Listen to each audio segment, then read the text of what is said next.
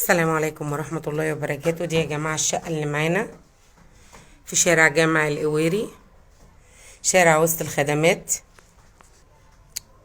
دقيقة بالظبط للرئيسي اسكندرية مطروح. مدخل عمارة واسع، باب حديد للأمان. ندخل كده، ده باب الشقة.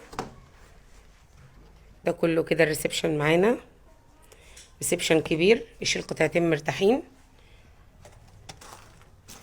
ده كده الريسبشن معانا اهو.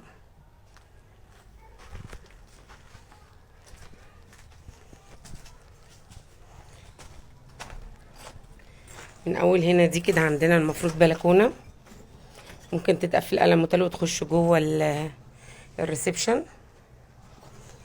دي المفروض كده كلها فراندا، فيو غير مجروح. ده كده شارع جامع القويري اهو، شارع القويري نفسه، هي اول عماره منه شارع القويري نفسه. وده الشارع اللي فيه العماره نفسها، دخلة العماره. ده كله الريسبشن من واجهة البلكونة.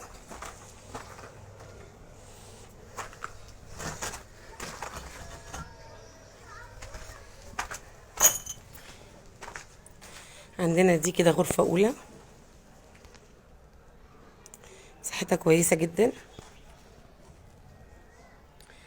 على الشارع. ما عندناش ولا غرفة على منور، على شارع القويري برضو 3 اوض. شايفين شارع القويري؟ دي مساحة الغرفة، مساحتها كبيرة.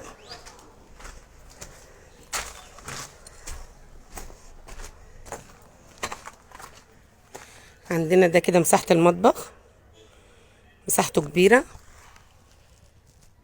كل ده المطبخ معانا. دي مساحة الحمام، مساحتها كبيرة. دي عندي الغرفة التانية، مساحتها كويسة جدا. دي كلها الغرفة، وفيها هنا جيب برضو على القويري على طول، على الشارع. الشقة شمس وهوا طول اليوم، شارع جامع القويري.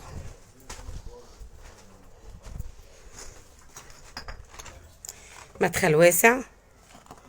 الشقة مساحة 90 متر، غرفتين وريسبشن يشيل قطعتين، فراندا كبيرة، حمام ومطبخ غير مجروحة. الشقة في الدور السابع سلم. العمارة كلها عدادات كهرباء على التركيب، الغاز على الباب، المية مجمع. الشقة في عرض جامد جدا لمدة 5 أيام فقط. مبروك لصاحب النصيب.